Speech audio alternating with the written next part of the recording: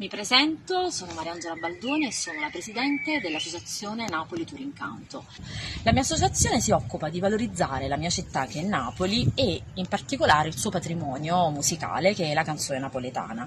Infatti organizzo dei tour in cui la canzone e i luoghi si uniscono, ma questo progetto parte dai più piccoli, dai bambini, perché la canzone è un bene comune, un bene di tutti e perché non partire proprio dall'infanzia?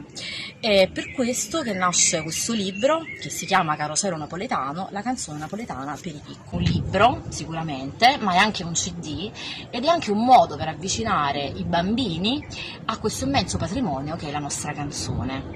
Ed è per questo che ho scritto questo libro che appunto racconta alcune delle canzoni napoletane da me scelte e tra l'altro anche interpretate perché prevede anche un CD, però queste storie sono scritte appunto per un pubblico infantile e soprattutto sono disegnate da una bravissima disegnatrice che si chiama Roberta Goi.